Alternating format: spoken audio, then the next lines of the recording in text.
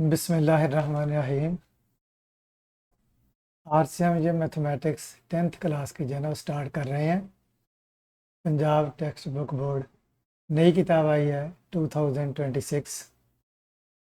इसका जो पहला चैप्टर है ये है कॉम्प्लेक्स नंबर्स के मतलब।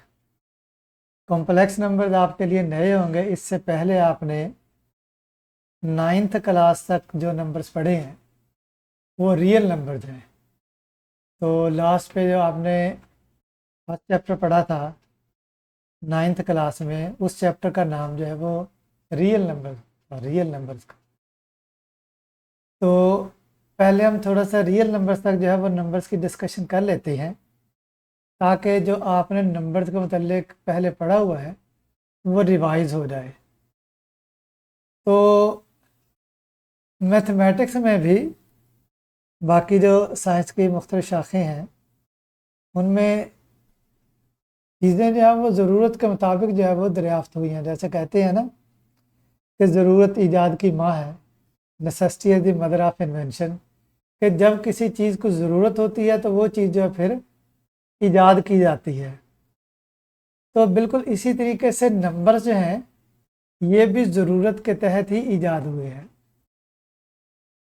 अब हमारे ज़हन में ये बात आती है कि चीज़ें पहले से एग्जिस्ट करती थी। मिसाल के तौर पर हाथ है इंसान के, और उनमें जो है ये 10 उंगलियां हैं, तो ये तो पहले से एग्जिस्ट करती थी ना। जब इंसान पैदा हुआ तो उसके हाथ भी थे, उंगलियां भी थीं।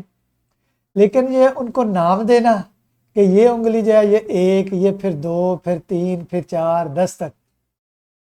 तो इसी तरीके से और चीज़ें जो हैं जो एग्जिस्ट करती हैं मुख्तलिफ, आप इस तरीके से कह लें कि जैसे जानवर कोई इंसान रखता है तो वो उनकी गिनती करता है कि मेरे पास कितने जानवर हैं। जब ये मैं बाहर इनको चराने के लिए लेके जाऊंगा तो वापस इतने ही आ जाएं। पहले कहा जाता है कि इस तरह होता था कि जानवरों को जब बाहर ले जाया जाता था तो ये है कि हर जानवर के लिए एक कंकर जो है वो रख ली जाती थी।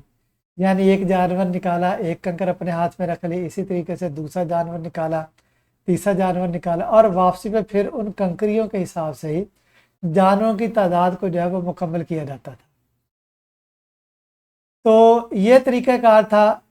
तो आहिस्ता आहिस्ता फिर ये नंबर जो है वो इंट्रोड्यूस हुए, और सबसे पहले जो नंबर इंट्रोड्यूस हुए वो काउंटिंग थी, गिनती थी असल में। जैसे 1 2 3 4 सो ऑन, ये नंबर थे जो सबसे पहले ईजाद किए गए। ईजाद में इस हवाले से कह रहा हूँ कि चीज़ें पहले से मौजूद थी, लेकिन इनके लिए ये फिगर जो है ये बाद में जो है ये बनाई गई है। जैसे आपको भी शायद मालूम होगा कि ये हमारे पास जो डिजिट्स हैं 0 से लेके 9 तक, ये 10 डिजिट्स हैं, और इनके ज़रिए जो है वो बेस 10 का निज़ाम जो है वो बनाया गया है।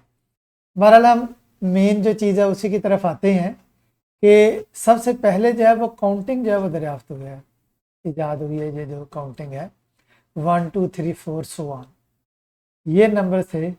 और इनको सेट की ज़ुबान में जो है इनको कहा गया सेट ऑफ नेचुरल नंबर, क्योंकि ये कुदरती तौर पर नेचुरली एग्जिस्ट करते हैं ये नंबर। तो उसके बाद आप देखें कि इन नंबर्स पे मुख्तलिफ अमल होते हैं। उनमें जो बहुत सादा अमल है उनमें एडिशन है, सब्ट्रैक्शन है, मल्टीप्लिकेशन है और डिवीजन। तो आप देखें कि ये जो नेचुरल नंबर्स हैं इनको आप ऐड करें, कोई भी दो नेचुरल नंबर्स, तो जो नंबर हासिल होगा वो इसमें मौजूद होगा। तो ये कॉन्सेप्ट जो है वो क्लोजर प्रॉपर्टी कहलाता है, और आपने ये पहले पढ़ा हुआ भी है। ये फर्स्ट चैप्टर जो है 9th क्लास का, उसमें इसको आगे हम मज़ीद बहरहाल देखेंगे कॉम्प्लेक्स नंबर्स के लिए भी क्लोजर प्रॉपर्टी को। आगे जो सेट ऑफ होल नंबर है इसमें ज़ीरो का इजाफा किया गया है। ये इस हवाले से है कि अगर कोई चीज़ एग्जिस्ट करती है, 1 है, 2 है, 3 है, 4 है, तो उनके लिए तो ये नंबर्स हैं। लेकिन अगर कोई चीज़ एग्जिस्ट नहीं करती, जैसे मैं कहता हूँ कि मेरे पास 1 रुपया, 2 रुपया, 3 रुपया, या कह लें कि 1 सेब है, 2 सेब है, 3 सेब है, और अगर हमारे पास नहीं है किसी के पास, वो कहता है ना कि मेरे पास कोई चीज़ नहीं है, तो फिर उसको मैथमेटिकली कैसे कहेंगे। तो उसके लिए जो नंबर यूज़ किया जाता है वो ज़ीरो है।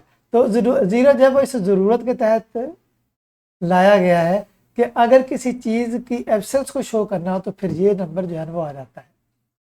अब एडिशन के बाद नेक्स्ट आपके पास जो है वो सब्ट्रैक्शन का अमल आ जाता है।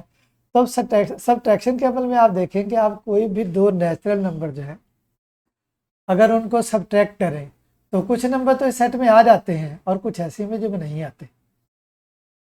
तो यहाँ पे आप देखें कि जैसे हमारे पास जो है वो नंबर, यहाँ पे आप देखें कि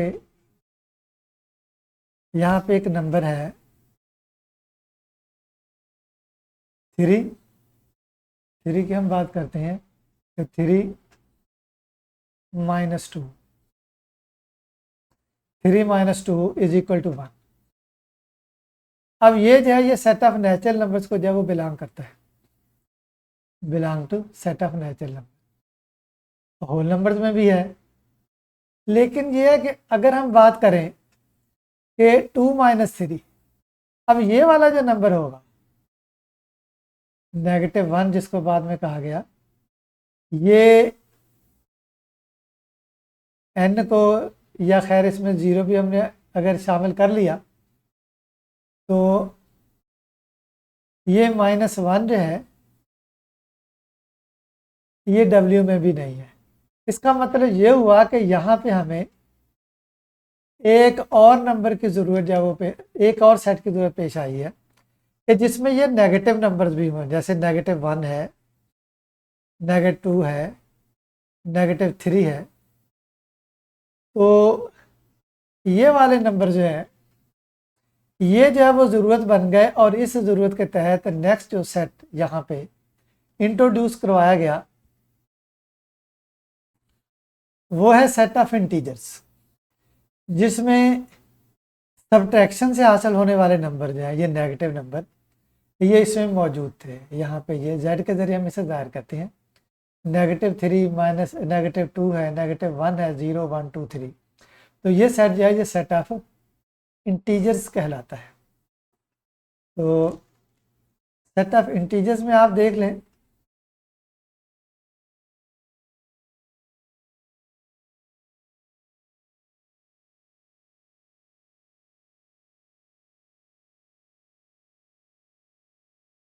-1, -2, -3। तो ये नंबर जो है वो फिर ज़रूरत के तहत आए हमारे पास, जो कि ऊपर नहीं थे, लेकिन सब्ट्रैक्शन के नतीजे में ये नंबर जो है वो हमें हासिल हुए। तो इन नंबर्स को फिर w में शामिल कर लिया गया।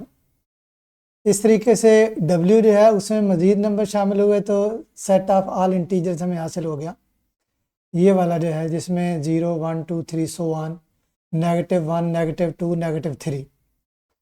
तो ये सेट हमें हासिल हुआ। अब इससे हम आगे चलते हैं। तो यहाँ पे आप देखें कि ये जो इंटीजर्स हैं ये ऐसे नंबर्स हैं जिनको आप इस हवाले से होल नंबर्स कह सकते हैं कि इनमें डेसिमल फॉर्म नहीं है, उसमें डेसिमल फ्रैक्शन नहीं है इसमें, या कह लें कि कॉमन फ्रैक्शन भी इसमें नहीं है। मुकम्मल अदद है, कोई भी हो, 0 है, 1 है, 2 है, 3 है, सो ऑन। तो मल्टीप्लिकेशन तक तो अगर हम बात करें तो सही है कि z जो है कोई भी दो नंबर्स को अगर हम मल्टीप्लाई करें तो हासिल होने वाला नंबर जो है वो z में मौजूद होगा। जैसे आप देखें कि 1 है × 2, तो 2 हमें हासिल हो गया, ये z में मौजूद है। इसी तरीके से नेगेटिव नंबर है, उसको किसी नंबर से मल्टीप्लाई कर लें, नेगेटिव से मल्टीप्लाई कर लें, पॉजिटिव से कर लें, दोनों सूरतों में। जैसे -1 है, हम इसको 2 के साथ मल्टीप्लाई करें तो -2, ये भी z में है। इसी तरीके से अगर -1 है, इसको हम मल्टीप्लाई करते हैं -2 के साथ तो ये आ जाएगा हमारे पास 2, तो ये भी z में मौजूद है। तो ये सेट मल्टीप्लिकेशन के लिहाज से जो है वो क्लोज प्रॉपर्टी रखता है, एडिशन के लिहाज से भी, सब्ट्रैक्शन के लिहाज से भी, मल्टीप्लिकेशन के लिहाज से भी। लेकिन अगर हम डिवीजन की तरफ आते हैं तो जैसे ये हमारे पास दो नंबर्स हैं, 1 है और 2 है, ये z में है। अगर आप एक नंबर को जैसे 1 को 2 के साथ डिवाइड करें तो 1/2 जो है ये z में नहीं है, क्योंकि ये आ जाती है हमारे पास कॉमन फ्रैक्शन। इस डेसिमल फॉर्म में 0.5 कह सकते हैं। तो 0.5 जो है ये जेड को बिलोंग नहीं करता, क्योंकि इसमें फ्रैक्शनल पार्ट नहीं आता है। जितने भी नंबर्स हैं जेड में इंटीजर्स, इनमें फ्रैक्शनल पार्ट नहीं आता। तो इस ज़रूरत के तहत जो है वो यहाँ पे क्या किया गया कि मज़ीद नंबर जो हैं वो इसमें शामिल किए गए। कौन से नंबर्स? जो एक इंटीजर को दूसरे इंटीजर के साथ डिवाइड करने से हासिल होती है। यानी एक आपके पास इंटीजर है, जैसे आप कह लें कि 1 है हमारे पास इंटीजर, और दूसरा 2 है, 1/2। जनरली हम इस तरीके से कह लेते हैं कोई इंटीजर p है, और फिर उसके बाद दूसरा इंटीजर q है। तो जब इंटीजर को इंटीजर के साथ डिवाइड करें तो हमें जो नंबर हासिल होता है वो, क्योंकि z में इस टाइप के बाद नंबर नहीं आ रहे थे, बहरहाल सारे तो ऐसा तो नहीं है कि यहाँ पे आप देखें कि अगर हम 4 को 2 से डिवाइड करते हैं तो ये नंबर जो है ये z में मौजूद है। लेकिन यह कि सारे नंबर जो है ना आफ्टर डिवीजन जो हमें हासिल होते हैं वो z को बिलोंग नहीं करते। तो हमने यहाँ पे फिर एक ऐसा सेट बनाया जिसमें इस टाइप के नंबर हों, integer divided by integer, p/q, इस तरीके से कि p और q दोनों z को बिलोंग करते हो। लेकिन इसमें एक कंडीशन है, वो क्या है? ये एंड की अलामत है, एंड कि q जो है वो नॉन जीरो होना चाहिए। हम किसी भी नंबर को ज़ीरो के साथ डिवाइड नहीं कर सकते। अब सवाल यह है कि ज़ीरो के साथ क्यों नहीं डिवाइड करते? तो आपको मालूम है कि ये मल्टीप्लिकेशन और डिवीजन ये रेसिप्रोकल है। डिवीजन जो है, division is reciprocal of, division is reciprocal of multiplication. उसका उलट है, इसमें दूसरे अल्फाज में इस तरीके से कहने, ये इसका उलट है। तो यहाँ पे इसको थोड़ा सा हम इस तरीके से कंसिडर करेंगे। जैसे आप देखें, मिसाल के तौर पे हम कहते हैं कि अगर 6 को 2 के साथ डिवाइड किया जाए, 6 को 2 के साथ डिवाइड किया जाए तो क्या जवाब आएगा? आर्गुमेंट की शक्ल में अगर पूछा जाए कि, वैसे तो सीधा सा जवाब है ना कि 6 को 2 पे तकसीम करें, 6 डिवाइडेड बाई 2, ये हमारे पास 3 आ जाएगा। लेकिन ये है कि अगर इस फॉर्म में इसका जवाब दिया जाए कि 6 को 2 के साथ डिवाइड करने से क्या आंसर आएगा, हम कहेंगे कि ऐसा नंबर आएगा कि जिसे अगर हम 2 के साथ मल्टीप्लाई कर दें तो 6 आ जाए। अब ये बात सही है ना? जैसे यहाँ पे आप देखें कि यहाँ पे क्या है, 3 है, तो यहाँ पे 3 लिख दें, 2 multiply by 3 is equal to 6। तो इसी तरीके से अगर जो है हमें कहा जाए कि 6 डिवाइडेड बाई 3 क्या आएगा, तो हम इसी तरीके से इसका आंसर करेंगे कि यहाँ पे 3 multiply by some number is equal to 6। तो यहाँ पे क्या नंबर आएगा? यहाँ पे ज़ाहिर 2 आएगा। यहाँ पे अगर सवाल किया जाए तो यहाँ पे क्या आएगा? 2 आएगा। तो ये इसका यहाँ पे आंसर है।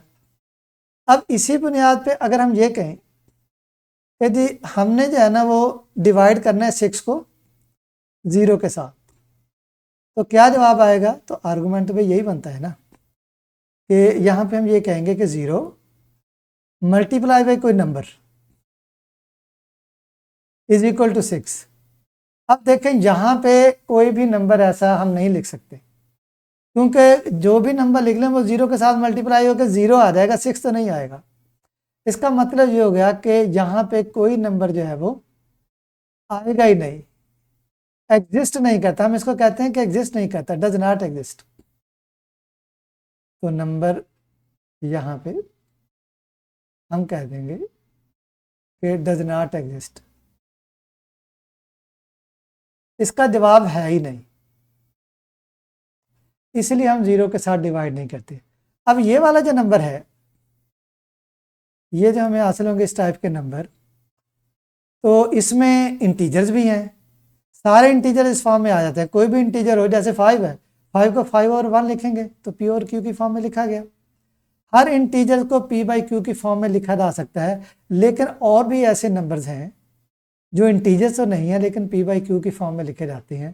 तो हमने सेट ऑफ इंटीजर्स में, ये जो हमारे पास Z था, इसमें ऐसे तमाम नंबर जो है वो मज़ीद शामिल कर लिए जो कि P बाई Q की फॉर्म में जो है ना वो लिखे जा सकते हैं। तो इस तरीके से Z में मज़ीद नंबर शामिल करके हमने एक और सेट बना लिया, इसको हम कहेंगे सेट ऑफ रैशनल नंबर।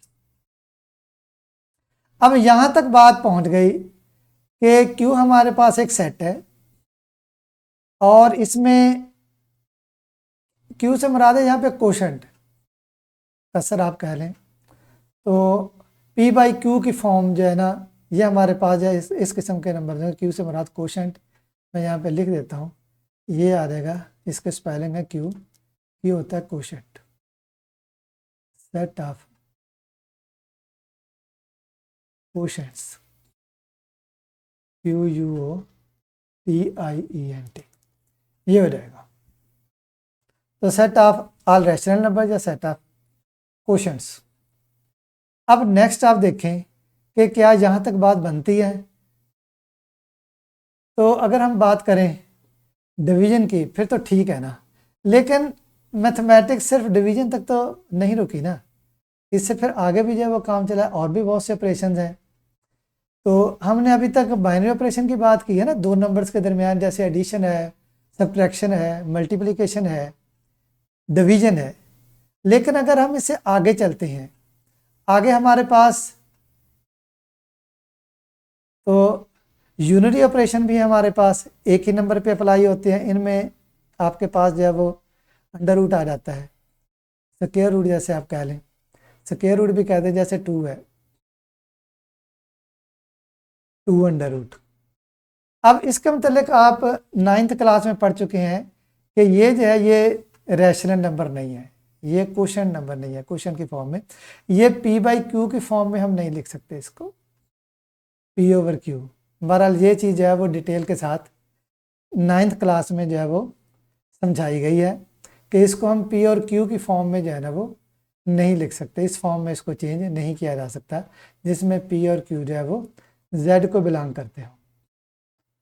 तो ऐसे नंबर्स जो रैशनल नहीं हैं उनको हमने कहा कि ये इर्रेशनल नंबर्स हैं, और उनको फिर अलग से किसी कोई सेट इस फॉर्म में तो नहीं कहा गया।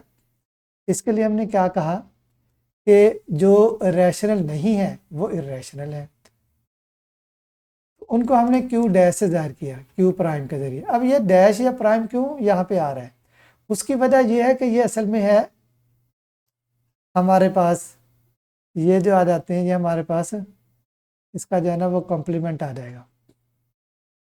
तो और Q यूनियन Q डैश जो है ये हमारे पास सेट ऑफ रियल नंबर्स आ जाएगा। इन दोनों को रैशनल नंबर्स को जो P बाई Q की फॉर्म में लिखे जा सकते हैं या नहीं लिखे जा सकते, उन तमाम को इकट्ठा करके अगर हम सेट बना लें तो वो सेट ऑफ रियल नंबर्स होगा। तो ये जो रियल नंबर्स हैं, जितने भी नंबर्स हमारे जहन में आते हैं वो इंटीजर्स हैं, वो होल नंबर्स हैं, नेचुरल नंबर्स हैं, ऑड हैं, इवन हैं, जितने भी नंबर्स हैं ये सारे के सारे असल में रियल नंबर्स हैं। और रियल नंबर्स की एक खूबी ये है कि इनके दरमियान गैप नहीं है, हर दो रियल नंबर्स के दरमियान एक रियल नंबर आ जाता है। इसलिए हम इस तरीके से, ये डिस्क्रीट फॉर्म कहलाती है ना, -3 के बाद -2 आता है इंटीजर, इनके दरमियान में इंटीजर नहीं है। -2 और -1 के दरमियान जो है वो कोई इंटीजर नहीं है। तो इसी तरीके से यहाँ पे जो सेट ऑफ रैशनल नंबर्स हैं इनके दरमियान भी गैप्स हैं, रैशनल नंबर्स के दरमियान इर्रेशनल नंबर्स हैं। लेकिन जो सेट ऑफ रियल नंबर है इनमें जो है वो कोई गैप नहीं है। रियल नंबर जब वो मुसलसल आते हैं, रियल नंबर के बाद फिर रियल नंबर है, फिर रियल नंबर है, कोई भी दो रियल नंबर्स जो है उनके दरमियान लाजमी तौर पर रियल नंबर होगा। और ये सिर्फ एक कॉन्सेप्ट है जो हम जेन से सोच सकते हैं। इससे यहाँ पे जो है वो नंबर्स की फॉर्म में अलग अलग नहीं लिखा जा सकता टेबुलर फॉर्म में, जैसे इनको लिखा गया है, जेड को, डब्ल्यू को या एन को जो है वो लिखा गया है। अब इस कॉन्सेप्ट को वाजे करने के लिए हम क्या करते हैं कि ये इसकी एक ग्राफिकल रिप्रेजेंटेशन है कि हम यहाँ पे लाइन कंसिडर कर लेते हैं। लाइन सटे लाइन हम इसको बोलते हैं। इसकी लेंथ जो है वो लामहदूद होगी, ख़त्म नहीं होती। तो कागज़ पे या बोर्ड पे जैसे हमने इसको ड्रा करना तो क्या करते हैं, हम ऐसे लाइन ड्रा करते हैं। और यह है कि एंड पे जो है ना ये तीर के निशान लगा लेते हैं हम यहाँ पे। ये तीर के निशान इस चीज़ को जाहिर करते हैं कि ये दोनों तरफ लाइन जो है वो चल रही, ख़त्म नहीं हुई। ये जो है ना वो कागज़ ख़त्म हो जाता है, इसलिए हमने इसको जो है ना वो आगे फिर नहीं बढ़ाया इसको। ज़ाहिर है ऐसी लाइन जो ख़त्म ही नहीं होती उसको तो हम नहीं ड्रा कर सकते, तो उसको हम इस तरीके से शो कर देते हैं। दोनों तरफ तीर का निशान लगाते हैं जो इस चीज़ को जाहिर करते हैं कि ये एंडलेस है, दोनों साइड पे कि कोई एंड नहीं है। और यहाँ पे हम क्या करेंगे कि एक पॉइंट जहाँ पे कंसिडर करेंगे और एक स्केल हम अपनी मर्जी से मुकर्रर कर लेंगे। जैसे इस तरह कह देते हैं कि 1 सेंटीमीटर के फासले पे जो है वो यहाँ पे, ये मैंने तो अंदाज़न लगाए हैं, आप जो है वो स्केल के ज़रिए जो है वो निशान लगा लीजिएगा एग्जैक्ट। तो 1 सेंटीमीटर के फासले पे ये पॉइंट लगा लें, फिर 1 सेंटीमीटर के फासले पे ये, तो 1-1 सेंटीमीटर के फ़र्क से ये पॉइंट जो है वो आप लगाते हैं। ये आपकी मर्जी है, ज़रूरी नहीं है कि 1 सेंटीमीटर का फासले आपने रखना है, आप 2 भी रख सकते हैं, लेकिन ये फासला बराबर होना चाहिए। अगर आप 1 सेंटीमीटर रखते हैं तो फिर 1 ही रखें, अगर एक से ज़्यादा जैसे 2 सेंटीमीटर रख लेते हैं तो फिर 2 सेंटीमीटर रख लें, कि ये आपका ग्राफ जो है वो सही जो है वो ड्रा हो जाए, ये नंबर सही शो हो जाए। तो इन पॉइंट्स को, ये पहला 0 है, ये 1 है, 2 है, 3 है, 4 है, 5 है, 6 है, चलते जाएंगे। ये पॉजिटिव इन्फिनिटी, इन्फिनिटी का मतलब है कि ये इन्फिनिटी जो है ना ये इस कॉन्सेप्ट को जाहिर करता है कि ये बहुत बड़ा नंबर है, लेकिन कोई एग्जैक्ट नंबर नहीं है। का जाहिर है कि इस साइड पे जो है ये ख़त्म ही नहीं होती लाइन, इसीलिए इसको जो है ना ये नंबर्स को जो है वो पॉजिटिव इन्फिनिटी और इस साइड पे ये नेगेटिव इन्फिनिटी के जरिए जाहिर किया गया। 0 के बाद इस साइड पे -1, -2, -3, -4 सो ऑन। तो यहाँ पे हर पॉइंट जो है वो एक रियल नंबर को जाहिर करता है, जैसे 0 है, 1 है। अगर हम कहें कि 1/2 कहाँ पे आएगा, तो ये जो मिड पॉइंट है इसका 0 और 1 का जो मिड पॉइंट है, ये भी आप स्केल के ज़रिए जो है वो यहाँ पे ऐसे निशान लगा लेंगे एग्जैक्ट जो है, और फिर कहेंगे कि ये नंबर जो है ये 1/2 को जाहिर करता है। इसी तरीके से अगर हम कहें 1/4, वो फिर ये पॉइंट और ये पॉइंट, इसका मिड पॉइंट आ जाएगा, ये 1/4 को जाहिर करेगा। तो कोई भी रियल नंबर जो है वो कॉमन फ्रैक्शन की फॉर्म में है, डेसिमल फॉर्म में है, वो यहाँ पे पॉइंट के ज़रिए जाहिर किया जा सकता है। हर रियल नंबर के लिए इस लाइन पे एक पॉइंट है। जैसे रियल नंबर्स के दरमियान गैप नहीं है, हर रियल नंबर के साथ रियल नंबर आ जाता है, इसी तरीके से यहाँ भी ऐसे ही है। जैसे हर 2 रियल नंबर के दरमियान एक रियल नंबर होगा, इसी तरीके से हर 2 पॉइंट्स के दरमियान एक पॉइंट होगा। तो यहाँ पे सेट ऑफ रियल नंबर, ये जो इसके जो एलिमेंट्स हैं रियल नंबर्स, और ये जो रियल लाइन है, इनके नंबर्स के दरमियान 1-1 कॉरेस्पॉन्डेंस है। 1-1 कॉरेस्पॉन्डेंस का मतलब ये हो गया कि हर रियल नंबर्स के लिए यहाँ पे एक पॉइंट है रियल लाइन पे, और हर रियल लाइन के लिए एक, हर पॉइंट के लिए यहाँ पे एक रियल नंबर होगा। तो इस तरीके से ये लाइन जो है ये सेट ऑफ रियल नंबर की ग्राफिकल रिप्रेजेंटेशन होगी। तो इसीलिए हम इसको जो है वो क्या कहते हैं, रियल लाइन कह देते हैं। ये जो लाइन है इसको हम रियल लाइन कह देते हैं। तो यहाँ तक हमने रियल नंबर और रियल लाइन का concept, set of real number के जो ग्राफिकल रिप्रेजेंटेशन है उसको यहाँ तक एक्सप्लेन किया है। इसके बाद आगे जो है वो कॉम्प्लेक्स नंबर का कॉन्सेप्ट आता है, जो इंशाल्लाह फिर हम नेक्स्ट लेक्चर में जो है वो स्टार्ट करेंगे। यहाँ तक इसकी इंट्रोडक्शन है, इसमें आप देख लें, कोई भी चीज़ जो है वो आपको समझ नहीं आए वो पूछ लें, कोई इसको इम्प्रूव करने के मतलब कि मज़ीद इसको जो है ना वो क्या चीज़ें जो है वो इसमें ऐड होनी चाहिए वो मुझे बता दीजिएगा। और ये मैंने इसको आप 0th लेक्चर ही कह लें, क्योंकि हमने नेक्स्ट फर्स्ट चैप्टर जो है वो इससे आगे जो है वो स्टार्ट करना है। फर्स्ट लेक्चर हमारा इससे नेक्स्ट होगा, ये जो है ना वो हमारा 0th लेक्चर था एक लिहाज से। 10th क्लास के लिए, 10th क्लास मैथमेटिक्स के लिए। तो इसको देख लीजिएगा और इसका मतलब जो फिर बता देना कि इसमें जो है ना वो कोई मज़ीद चीज़ें जो आपको समझ नहीं आई हैं वो मैं फिर आपको जो है ना वो बता दूंगा, एक्सप्लेन कर दूंगा कमेंट्स में, कुछ आपको इसका मतलब बता दूंगा। बाकी मज़ीद अगर ज़रूरत हुई तो फिर जो नेक्स्ट लेक्चर आएंगे उसमें इंशाल्लाह मैं एक्सप्लेन कर दूंगा।